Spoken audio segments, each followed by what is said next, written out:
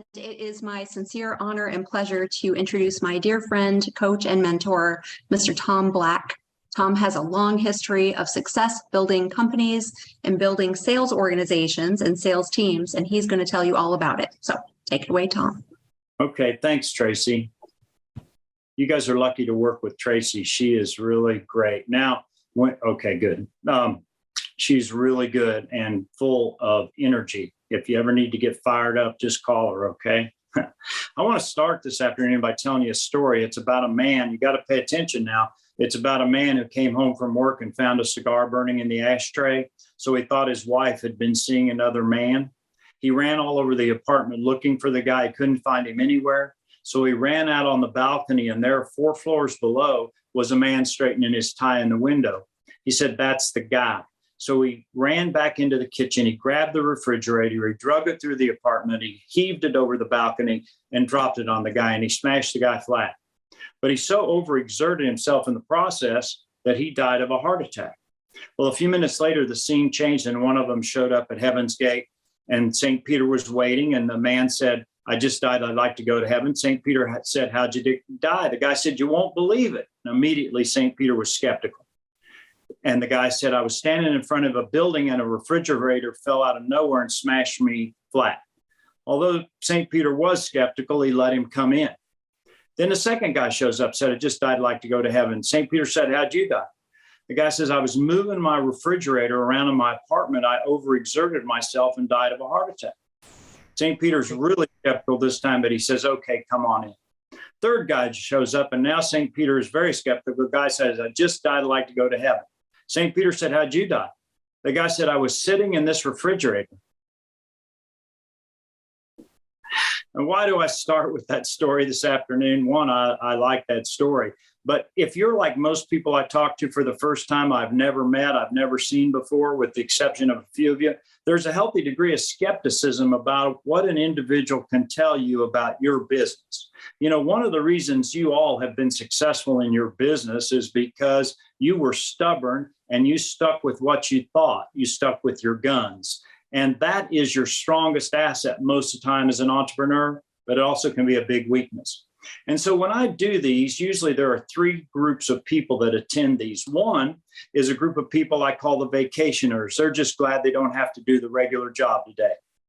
And then the second one are the prisoners. They're there because somebody told them they had to, or they felt like they had a social obligation. And the third are the professionals. Now, those are the ones I really like to speak to because they came to this meeting in order to learn something so that they could take 1, 2, maybe 3 ideas and leave, and use those ideas to put more money down in their jeans so they could spend it on themselves and their family. And when they got more than they needed, on their community and church. So anyway, the point I want to make is that I want to start by telling you about me. And it's my favorite subject. And anyway, I was born in a railroad boxcar in western Kansas. My parents were living in a boxcar. My sister and I and my brother were in one end. My parents were in the other. We did everything in the middle except go to the bathroom. We did that outside. And pretty soon we moved out of there, and we were still in a very small home. Our sister and I shared a bedroom till she left home, and had 1 bathroom, a tub, no shower. But anyway, I didn't realize I was poor until about 6th grade, and some kids made fun of my clothes at school. I came home, I had an emotional meeting with my parents, and they said, "Yeah, we're poor, duh." But they said, "You don't have to be poor, Tom. There's a ladder that goes straight out of the house. You can climb on it as high as you want. It's called the free market enterprise in the American system of education." They didn't say it that eloquently, but that's what they meant. And they challenged me to be the first person in my family to graduate from high school. That's right, high school. And so I did graduate from high school. And I got lucky in high school, and some teachers encouraged me to go to college. And I went to a small teachers college in Springfield, Missouri. It was called Southwest Missouri State. Now it's called Missouri State University. But anyway, I went to school there. And while I was there, a man approached me on campus, and he said, if I would go away from home all summer long, if I would work 84 and a half hours a week, 14 and a half hours a day, if I would find my own place to live at 18 in a town I'd never been to, if I'd pay my own expenses and I'd work on a straight commission selling books door to door, I could go back to school in the summer. And I, along with 6,800 other students, went out to sell books for the Southwestern Company. Now, if you don't know about the Southwestern Company, don't worry about it. But it is the oldest continuously operating business in Tennessee. It was founded in 1868, still going strong today. And some really, really famous people have paid their way through college in this program. Marsha Blackburn, the United States Senator from Tennessee, the current governor of Oklahoma, the founder of Bain Consulting, the founder of Boston Consulting, Ken Starr, who was chancellor at Baylor and the prosecuting attorney in the Clinton impeachment, and on and on and on. And a lot of multimillionaires around Nashville got their start at this company. And that's what I did. And when I graduated, I did really well. They hired me full time to recruit and train college students to do this job. And I did that for 4 years. And when I left, I went to work for a man who had a $9 million company. And he had no success in recruiting or training salespeople. He and his partner were the salespeople. And so they hired me as a salesperson and eventually put me in charge of sales. And we grew that company from 9 million to $1 billion. We took it public on NASDAQ, and then we moved to the New York Stock Exchange because we got too big. And when I left that company, I was financially independent. Bill was very generous with stock and very generous with compensation. And so I started my own business at that point. It was called Private Business. It sold software to banks. When we sold it, we had about 1,000 employees. We sold it for $290 million. I was the largest shareholder. We had no debt whatsoever. And so at that point, I think most people would say I was wealthy. But I was too young to retire, so I started a couple of other businesses, and I had a great deal of success with those. I had 2 or 3 that didn't do too well, that failed. I lost a couple of million in one. I lost $1 million in another, and I learned a lot from those experiences. But don't feel bad for me because the ledger is still really good. I took personally 80 million out of one of them. But anyway, so the point I'm trying to make is that I've had a lot of experience building sales organizations, and I've had a lot of experience recruiting and training salespeople. And you can read my bio if you want to. You can look me up on Wikipedia, wherever you want to, and you'll see what I'm telling you is absolutely accurate. But the reason I tell you that isn't because I need any more recognition or any more praise or any more accolades. I've had more than I deserved. I didn't do any of that by myself. I had great people around me. Lots of times they did more than I did. I just happened to be the guy driving the boat. And so I tell you that for one reason only, so that when I share these ideas with you, I want you to know they are not based on something I read in a book. They are not based on something I learned in a seminar. They are not based on something that somebody told me that I met at a networking event. These are personal experiences from my life and how I was able to create wealth for myself through these principles and these ideas. And so now that I've talked about me, I want to talk about you a minute. And we are going to get to how to build a sales system in your company. Don't worry. But I don't know if any of you ever saw the movie Karate Kid. I love that movie because if you'll remember, wax-a on, wax-a off. And then when he actually learned how to be a karate fighter, wax-a on, wax-a off. So I want to talk to you about your personal success. Every time I get a chance to talk to anybody seriously, like I am with you today, I talk to them about their personal success. Because the first thing that I found out when I got the Southwestern Company is that I didn't have a definition of success. I didn't have a personal definition of success. They sold me a long playing record by a guy named Earl Nightingale, and I listened to that record over and over again. And on that record was a definition of success that I embraced. And this is what I've used as mine for the last 40 years. Success is the progressive realization of a worthwhile goal or dream. Success is the progressive realization of a worthwhile goal or dream.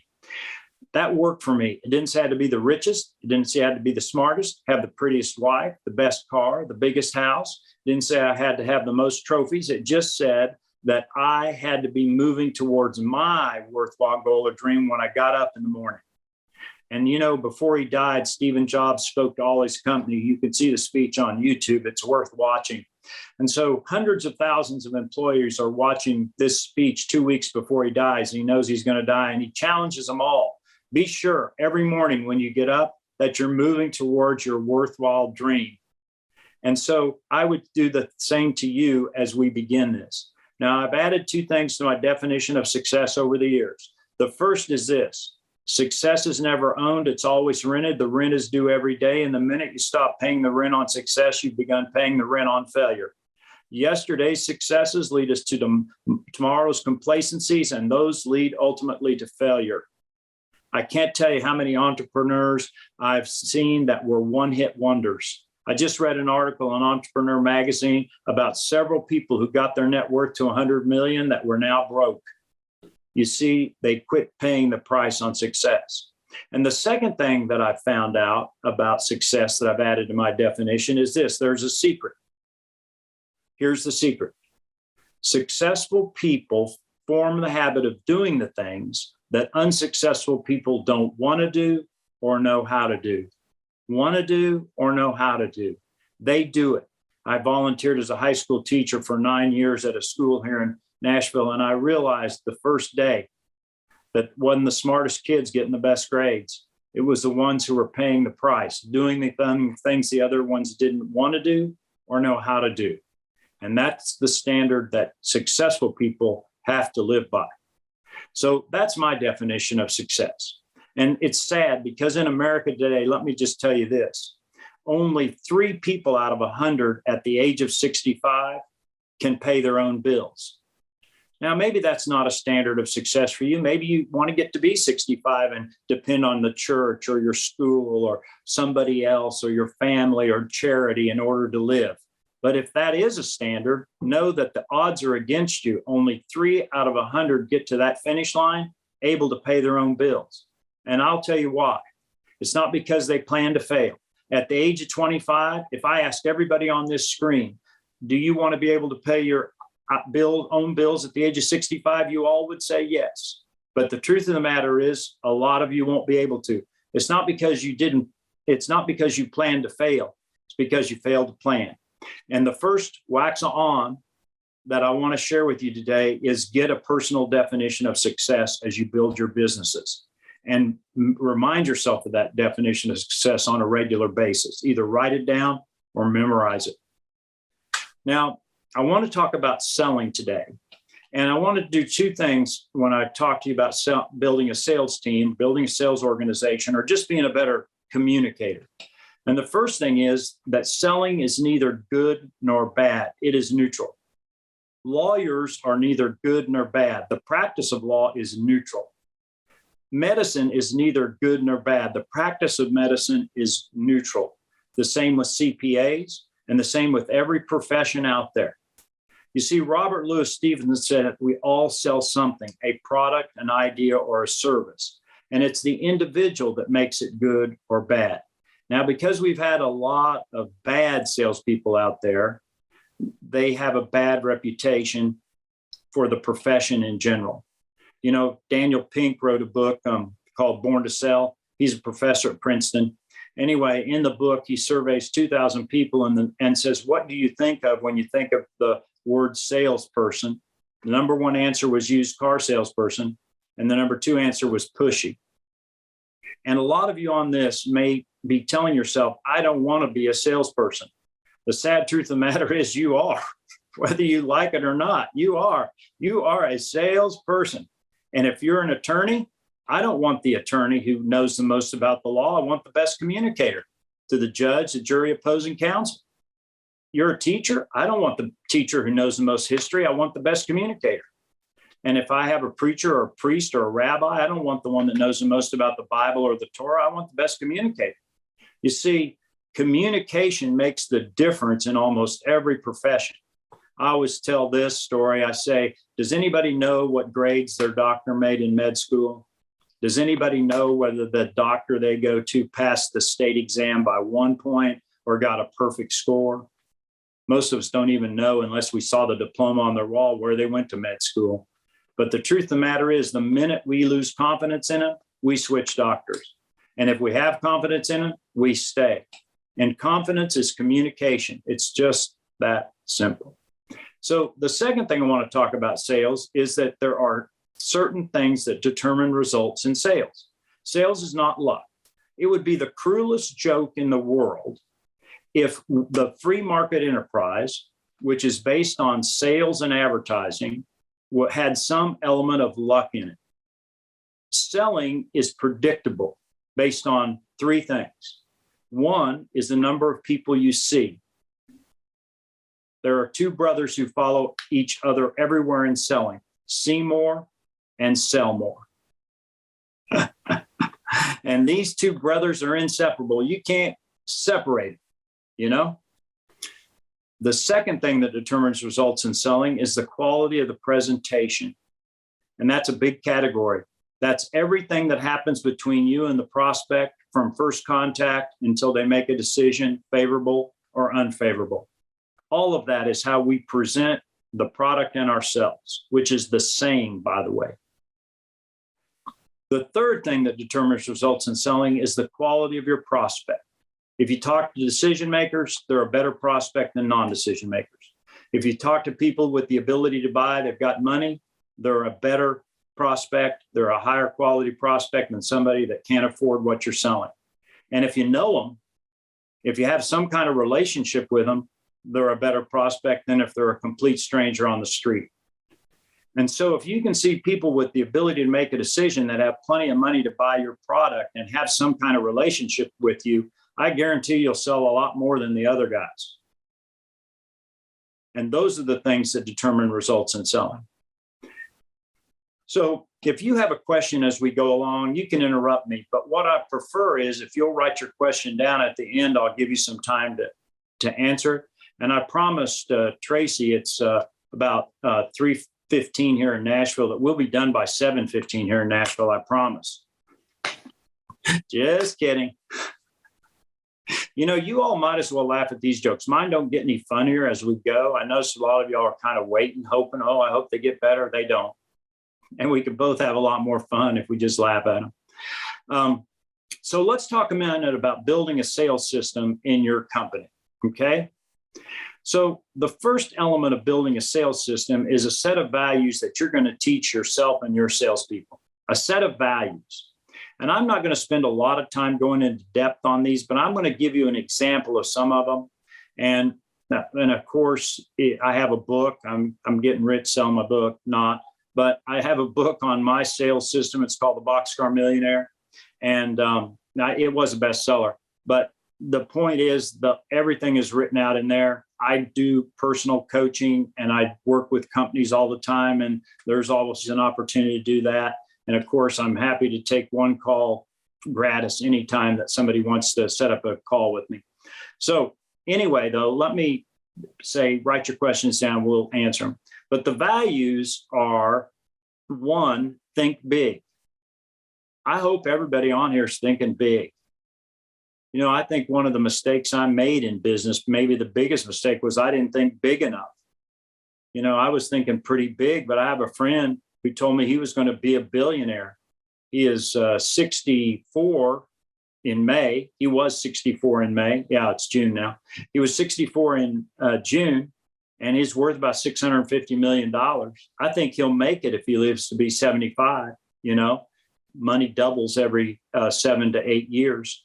So the point is, he was thinking really big. And I want you to think big too. I have a friend, her name is Martina McBride.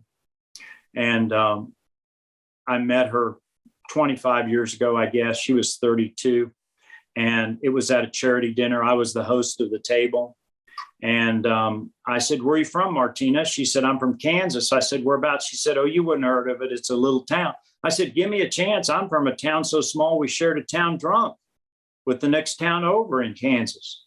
And she laughed and said, well, I'm from Sharon, Kansas. And I said, yeah, as a boy, I cut wheat down there on the Robertson's place. She said, that was next door to ours. They had wheat and we had cattle. And now we're getting along pretty well. She said, where are you from? I said, well, I was born in Nickerson. That's the little town, but I went to high school in Hutchinson.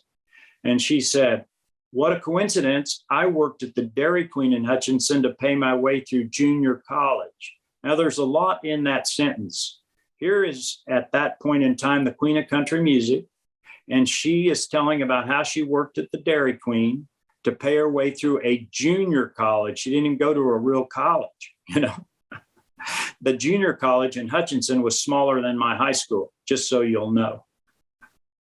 But anyway, we're getting along pretty well. And I had a question pop in my mind. I ask it to people all the time. I'm sure some don't know what to say, but I said, Martina, after we had a couple of glasses of wine, what were you thinking your life was going to be like when you were 18, when you were working in the Dairy Queen in Hutchinson, Kansas?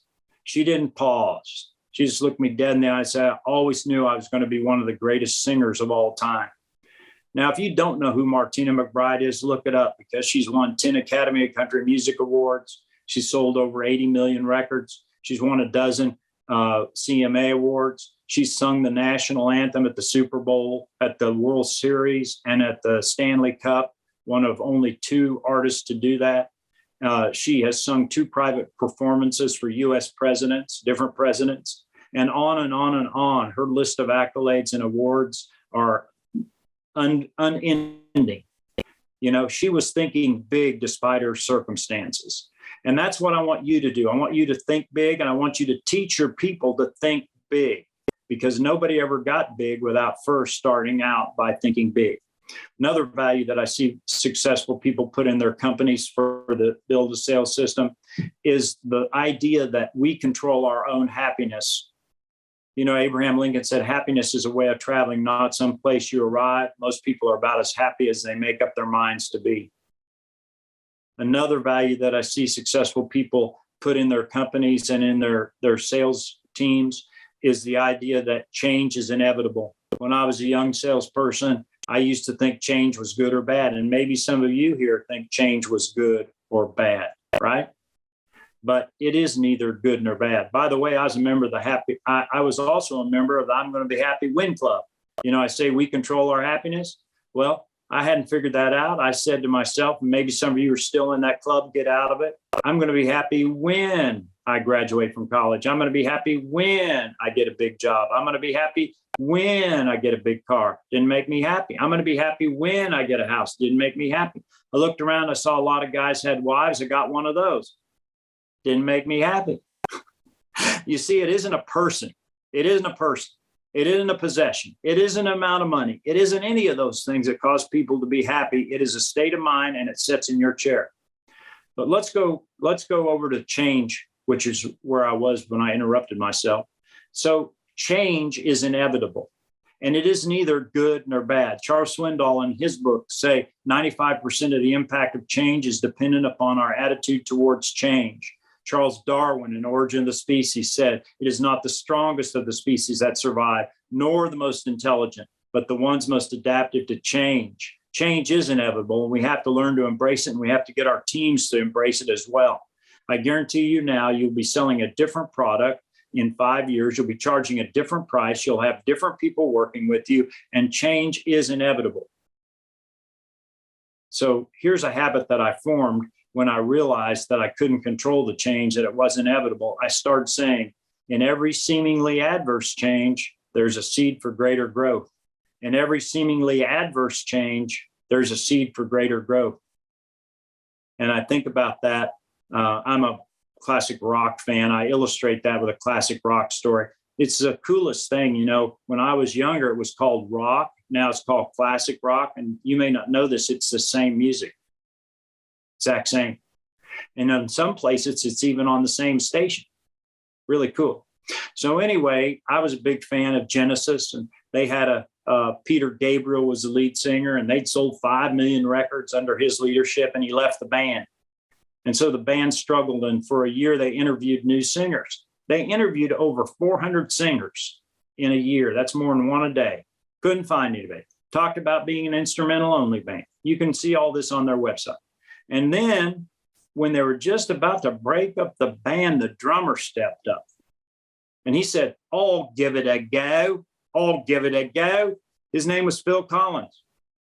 So in the history of recorded music, there are 3 individuals that have sold over 250 million records as an artist and 250 million records as a band. Michael Jackson, Paul McCartney, and the drummer. You see, they looked and found an opportunity in the midst of adversity. And we can do that too. Another value that I see successful people, and this is the last one I'm going to mention today, is that they embrace teamwork. So I wrote sales articles for Gannett newspapers. It's the largest newspaper publisher in the world. And I wrote every 2 weeks an article on sales for them. And anyway, one week they said, okay, write it on teamwork.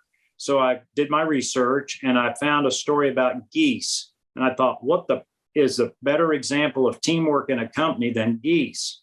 So I don't know if you noticed, but geese fly in a V formation like this instead of straight out like this. The reason they do that is aerodynamically, they can go 84% further in the V formation than they could as individuals.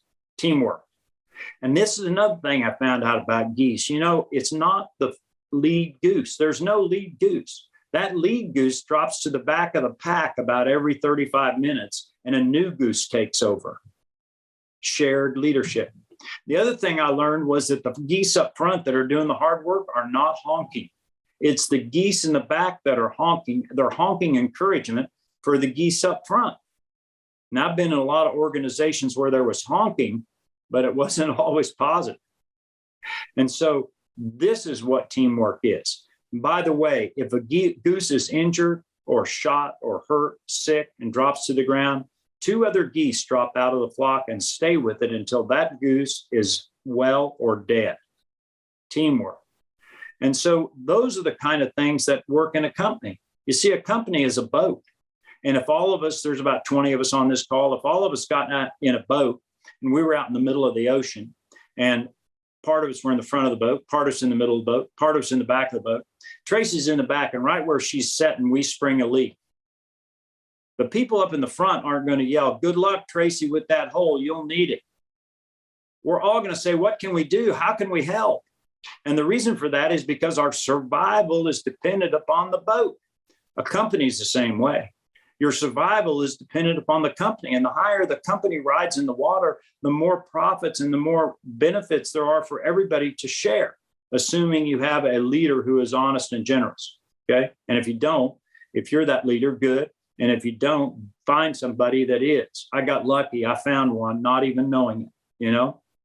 So anyway, and I tried to be that same man he was to me and the other people in the company. So those are some of the values. The second thing you've got to have is you've got to have very specific goals. Now, if I ask everybody on this call, who has goals? Everybody would say, yeah, I got goals. And now I'm going to tell you how a goal really works. And we'll see how many at the end of this actually could say that they had goals. First of all, it has to be written down. I probably take out about 40% of you right there. You've never bothered to write your goal down. If it isn't written down, it isn't a goal. It's a wish, it's a hope, it's a prayer, it's something, but it isn't a goal. Okay? You know, Yogi Berra said, you got to have a goal or you might end up somewhere else. Makes no sense, but it's absolutely clear. My first sales manager said, Tom, a man without a goal is like a ship without a rudder. He doesn't know where he's going. And so we have to have it written down. The second thing is it has to have a time frame. So if you don't have a time frame, you don't have a goal. You have something maybe written down that has no finish line. You can't win or lose. It's either a carrot always out there or it's a whip always out there, depending on how you look at it, but it's not a goal. The third element of good goal setting is if you've got a goal, you got to tell somebody important to you about it. If you haven't shared your goal with somebody, it's not a goal, it's a secret. It's a secret. You have to tell people important in your life what your goals are. And let me tell you why. I don't think any woman on this call would agree to a marriage in secret. The reason we get married is to make a public profession, you know, of our love and devotion and fidelity towards the other person. And we do it in public. And if you're a Christian, you make a public profession of your faith for the very same reasons. And that's the same way a goal can work. You see it in athletics all the time. Muhammad Ali always predicted what round he was going to knock his opponent out in. Not because he was boisterous or not because he was a braggart. No, he did it to put pressure on himself to perform in front of the public. And you see in Joe Namath, when he told everybody he was going to beat the greatest football team of all, and he did. And you saw it in Plaxico Burress when he told everybody that they were going to beat the undefeated Patriots with a team that had lost 6 games, and they did. And he caught the winning pass. You know, you see it over and over again where people put pressure on themselves to perform, and then they come through. Another element of good goal setting is it's got to be in a small enough bite that you can visualize it. So I got to go around the country speaking with a guy named Mark Victor Hansen. He wrote Chicken Soup for the Soul. And he was a fanatic about focus. He even wrote a book called The Power of Focus, if you want to read it. But basically, it had one principle: break your goals down into as small a bite as possible so that you can focus on them. You know, you've heard this saying, how you eat an elephant, one bite at a time. You've heard this saying, the journey of 1,000 miles begins with a single step. When I was in sales at first, as a teenager, they said, success by the inch is a cinch, by the yard it's hard. It's the same principle. So break your goals down into small bites. And then another element of good goal setting is that you have to keep track of it. If you're not tracking your goals, then shame on you. I go into companies. I talked to a CEO of a $13 million company before this call. He doesn't track any of his goals, any of his KPIs for his sales people, his key performance indicators. And you just have to track them or they're not a goal. What good are they if you don't track them? It's like playing a football game and not keeping score. Nobody'd be happy with that. And so we have to learn from that as well. And then the last thing is that once we set these goals, then no excuses. You know, psychologists tell us there are externalists and internalists. I work with a med spa here in Nashville, and one of their employees is an externalist. It's the car, it's the husband, it's the weather, it's the territory, it's the economy. It's always something outside of her that causes the results. What a terrible place to live. The internalist, psychologists say, is the person who says, I am the master of my fate. I'm the captain of my destiny, like Rudyard Kipling said. And that person is always the one who has more success. So when we face problems, they are just that. They are problems, but they aren't excuses. You see, the older I get, the more I realize we all have circumstances. You'll never know the pain I suffered, nor the hurt I rise above, and I'll never know the same about you. Bob Dylan said that. And it's true. But we all have circumstances. The people that get on in this world are the ones who find their circumstances, and if they can't find them, they make them. And so once we set these goals, then no excuses are accepted. We will find a way over, under, around, or through the obstacles that stand in our way and get the job done. Another little story about myself and how I learned this principle. So the third summer on the book field, my sales manager said, Tom, this is your third summer. I think you can be number one. Number one out of 6,800 students, guys from Harvard and Princeton, Yale, Northwestern, all the big schools. Yeah, my sales manager said, Tom, I think you can do it. So what I learned when I became a manager is you go to all your third-year dealers and you go, Tracy, I think you can do it. Christopher, I think you can do it. Deanna, I think you can do it. Tabitha, I think you can do it. Monica, I think you can do it. You tell everybody you think they can do it, and you hope somebody drinks the Kool-Aid. I was a Kool-Aid drinker. I told him, I will do it. And so at the end of the summer, I was number one. And I went to an awards banquet with about 300 people there. They had them all over the country. This one was in Columbia, Missouri. And, you know, I was the last one called up. Usually in an awards banquet, the best person is called up last. And it's probably my first standing ovation. Everybody said, oh, what a great job, you know, and I was in the moment. And my sales manager said, Tom was number one last summer, and here is his top 50 plaque. They gave me a top 50 plaque. So I thought, I'm going to scratch number one on there. I may even go buy my own plaque, you know, that says number one. And then James, after everybody applauded again, James said, but we have something special for Tom. And he reached underneath the desk and he pulled up a T-shirt. And he said, we have this very special T-shirt for Tom. And I thought, that is BS. But then James told this story. He said, Tom told me he's going to be number one last summer. He didn't say he was going to be number one if his car didn't break down and he had to walk a week in rural Virginia, because it did. He didn't say he was going to be number one if his roommates didn't quit and go home to their girlfriends in Missouri and leave him out there by himself, because they did. And he didn't say he was going to be number one if he didn't run out of territory and have to go back through the same territory another boy had sold the same books in earlier in the summer, because I did.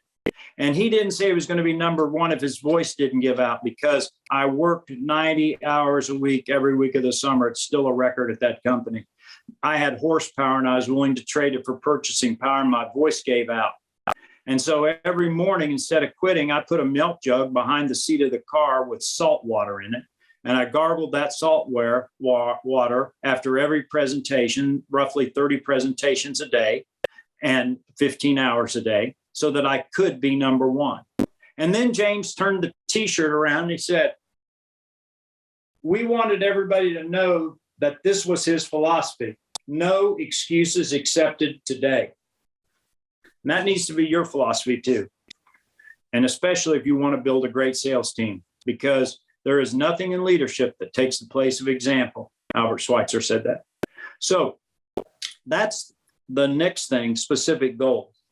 Third thing is you got to have a prospect list. If you don't know who you're going to sell to, shame on you. Today, I asked the CEO, do you have a prospect list? He said, no, we just kind of Google and look for them as we go, and then we call on them. That is not a sales system. I don't know what that is. That's the PFTA method. You all familiar with the PFTA method? It's called pluck from thin air. You know, it is not a system, okay? You have to have a prospect list. It has to have the name of the company, the name of the prospect. If it's a person, just the name of the prospect. If it isn't a company, a phone number or some way to get a hold of them, okay? And you'd be surprised if we went around here, how many people, if I asked, do you have a prospect list? You don't. So that's the third element. Fourth element is you need some sales scripts.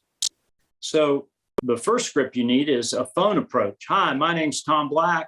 I work with Tom Black Center. Are you familiar with us? We're one of the leading educators for entrepreneurs and sales organizations in the United States. The reason I called was I wanted to introduce myself and my company. Would you have some time on Tuesday, say 9 or 11? I don't go that fast, but I'm doing that to illustrate to you that it's a script, right? I memorized it. I say it confidently and enthusiastically because I know that's what gets results. Here's a saying that I can take credit for. A stumbling voice gathers no sales. A stumbling voice gathers no sales. And the only way not to have a stumbling voice is a script. And that sounds like you, that you practiced so much that it became you. And then you got to have answers for objections. I asked the CEO today, I said, his name is Steve. I said, Steve, have you got answers to all the common objections? He said, no. I said, well, you know what they are, right? I'll bet any one of you can tell me the objections his company had when they called people for an appointment. I'm not interested. We're happy with our current vendor. I'm busy now, right? If you know those are the objections, why don't you have answers? So when somebody says, I'm not interested, I know the answer. Steve, I can certainly understand that. I think most people feel that way when I call them. But what they found is they don't have enough information to know whether they'd be interested or not. As I mentioned, I'm just trying to set up a brief meeting to introduce myself and my company. Would you have some time on Thursday, say 1 or 3? Okay, you guys get the idea. You know, it's confident, it's planned. I know the answer. None of you would become chess champions if you didn't know what to respond when somebody moved the piece. The same thing in sales. None of you can become sales champions or teach sales champions if you don't know how to respond when your opponent moves the piece. Okay. Another element of a good sales system is a product presentation. So Harvard did a study of sales presentations of products and services in the United States. They found the first one went back to 1843, before the Civil War. It was an insurance company. And they found the first one in England went back in the 1790s. It was a door-to-door sale of stoves. 1790, it'd be good to have a stove. Anyway, especially in England. But anyway, the point is you have to have a presentation for your product. And it's so easy now because we have best practices that have been established by the Harvard study. And It is establish rapport, find or create a need, present the product and what you do, present the benefits, take them to the next step, whether that's a proposal or a close, right? Another element of a good sales system is product differentiation. So I did a lot of work with banks. I've been in over 3,000 banks in my career. That's a lot in every state in the United States. That's all the states. And I work with a lot of banks now as a consultant or a trainer or a coach. And everyone I go in, I say, okay, what makes your bank different? You know what they all say? We give better service. What a joke. If you give better service and the next guy in from a different bank says, we give better service, is there any product differentiation there? Is there anything that the prospect can make a decision on that makes you different from the next guy? No. So you have to have specific product differentiation. I don't care what it could be price, could be quality of the product or service, but it's got to be something, right? I don't care if it's a blue screw on top that glows in the dark, right? It's something different that people can make a decision about. Competitive analysis. If you want to have a great sales system, you've got to have a competitive analysis. You've got to know what the competition is doing. You know, in Kansas, there was a small town that was famous for shoes. There were 3 shoe stores in one block. There was one on this end, there was one on this end of the block, one on this end of the block, and one in the middle. And they were very competitive, but people came from all the counties around to buy shoes there because of the selection. And so the guy on the end of the block, the one that a lot of people came to first when they came into town, he put up a sign that says lowest prices in town. The guy on the other end of the block said 80% discount today. The guy in the middle didn't know what to do. He thought about it a while, and then he put up a sign that said main entrance. So you have to outthink the competition, but the only way you can do that is if you know what they're doing. And so a competitive analysis is important, okay? Know what you're looking for. If you're going to hire salespeople, you got to have a salesperson profile. Anybody that's going to hire salespeople and wants a salesperson profile, if you email me, I will send you one free. It's the one I've used to build all these companies. I've used this profile to hire over 5,000 salespeople and to interview over 10,000 salespeople. It's a bonus today. I just decided I'd do it. And that way I don't have to spend a lot of time on it. If you're interested, fine. If you aren't. But you ought to know what you're looking for, right? Who goes shopping not knowing what they're looking for? I think I'll go to the grocery store today and see if there's anything there I want to buy, right? And that's a way to come home with aisle 3.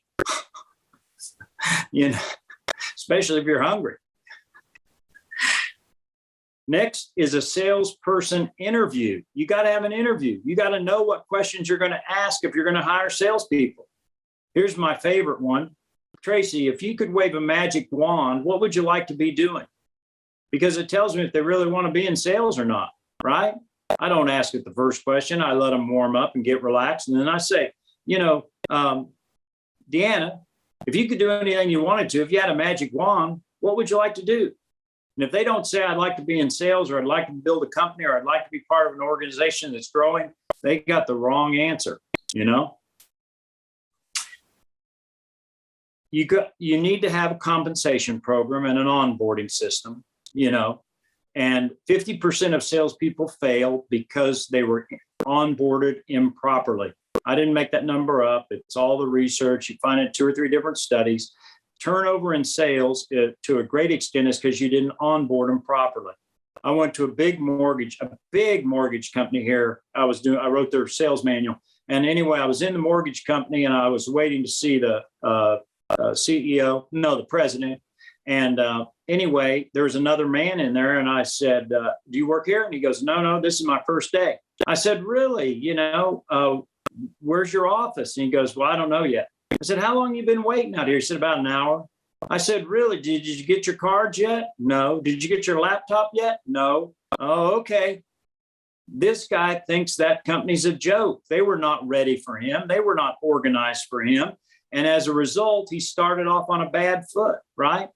You've got to have an onboarding checklist and you've got to have an onboarding training program. They got to know the history of the company. They got to know who's who and who they're going to be talking to.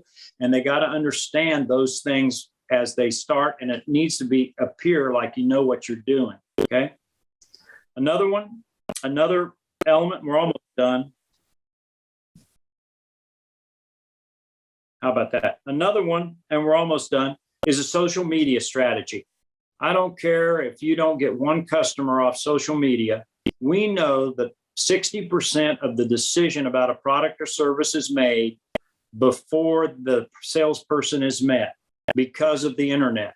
And so you need to have a social media presence so that they can look you up and see who you are. Very important. And it has to be professional.